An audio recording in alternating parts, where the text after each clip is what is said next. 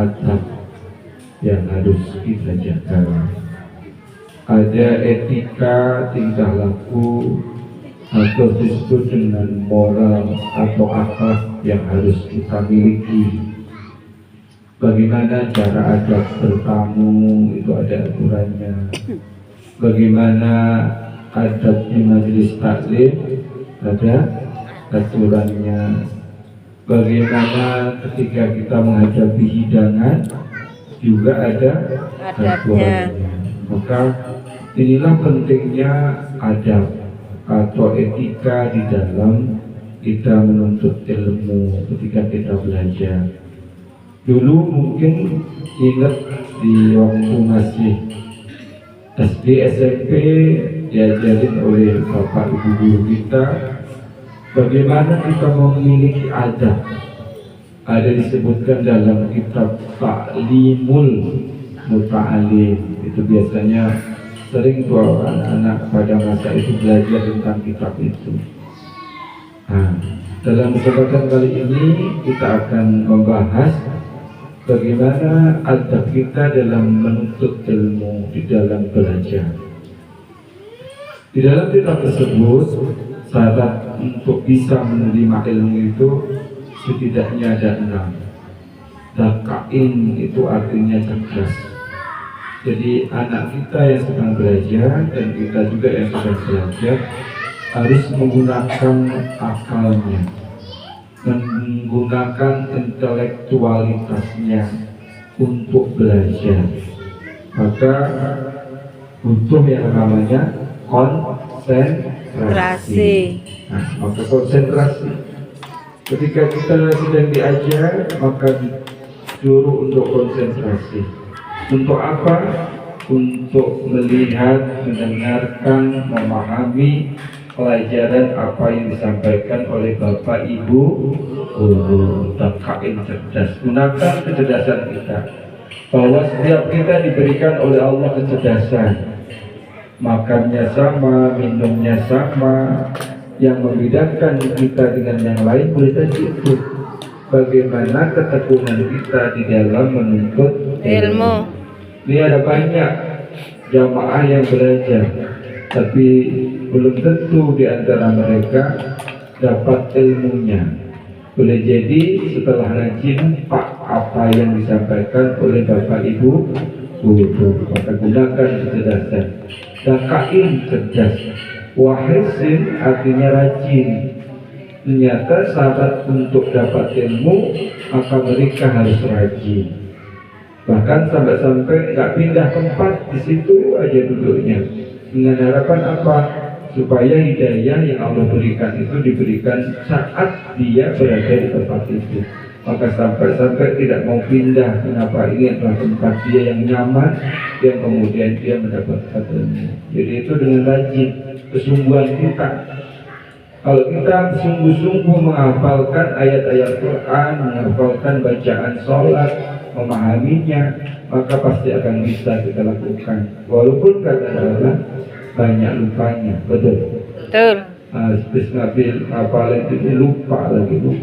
Tapi kalau kalian nonton sinetron sampai episode berapapun hafal, betul. Inilah cobaan yang Allah berikan kepada kita. Maka dengan rajin kesungguhan kita di dalam belajar itu akan memberikan pengaruh. Ajarin anak-anak kita, kamu harus rajin kalau belajar, kalau menuntut ilmu. Jangan ada malas di mereka. Kenapa? Kadang-kadang gara-gara hujan, gara-gara angin, gara-gara panasan, gara-gara tangganya selamatan nggak masuk. Itu zaman dulu kan? Iya. Seperti saya dulu begitu. Tetangganya lagi ngambil daun apa? Daun pisang dan itu selamatan itu. Sudah tidak ada. Anak-anak kita juga begitu, terutama di hari Sabtu ya. Penyakit hari Sabtu itu banyak ingin bolos, apalagi Bapak Ibu banyak acara, sehingga kadang anak kita nggak masuk ikut acara sehingga belajarnya ditinggalkan. Maka di situ jadi syarat untuk mendapatkan ilmu itu bagaimana kecerdasan, bagaimana rajin kita itu semangat. Jadi sama juga dengan jamaah sekalian. Orang yang rajin, ilmu ya pasti dia akan dapatkan. Kemudian pasti balik. Maka menuntut ilmu itu dengan sabar, ya kan? Dari setengah 7 sampai jam 9 misalkan. Dari setengah 7 sampai jam 12, ya kan? Itu dengerin Pak Kiainya sampai malam-malam. Ditungguin kenapa? Karena ingin mendapatkan ilmu. Maka butuh yang namanya kesabaran. Sabar dalam taat kita kepada Allah. Nih, duduk di sini tuh dari tadi sudah pegel banget kan? Mau Selonjoran. sudah lagi pantat sudah kesel banget di lantai gitu kan, udah mau belok sana belok sini gitu kan. Nah, maka itu butuhkan kesabaran. Di dalam ketaatan itu butuh sabar, dan juga di dalam kemaksiatan juga butuh sabar. Ketika anak kita sedang dalam kesusahan, kesedihan, maka dia dibutuhkan yang namanya kesabaran. Kemudian sabar dalam menjalankan perintah Allah. Jadi sudah pulang ngaji capek, ada kewajiban yang harus kita lakukan, yaitu sholat 5 waktu. Sabar beristirahat. Kemudian ada wa'isadu ustadin, butuhnya hormat terhadap guru, ya kan? Anak sekarang itu boleh jadi jarang yang kenal dengan gurunya. Terutama SD ditanya, guru agama kamu siapa? Lupa. Ditanya siapa yang ngajarin kamu alif ba tasa dulu, lupa. Nah ini boleh jadi karena kurangnya hormat terhadap bapak ibu guru. Maka butuh yang namanya wa irsadu ustadin, hormat kepada bapak ibu guru yang pernah mengajarkan kita. Bagaimana cara hormatnya? Banyak caranya, yaitu diantaranya mendoakan mereka apabila bapak ibu guru kita sudah tidak ada. Bapak ibu jamaah sekalian sering nggak mendoakan? Itu terutama itu kalau hari Jumat itu, malam Jumat itu bapak ibu kirimin itu doa. Guru saya yang waktu di TK, waktu SD, SMP, SMA, dan kemudian di kuliah, disebutin itu namanya. Kenapa? Biar ilmunya bermanfaat. Sebutin guru ngaji yang ngajar Iqra, guru yang ngajar baca Al-Fatihah dulu dibaca dengan benar, dan kemudian dengan kita doakan mereka. Nah, kemudian ada yang namanya wabul batin.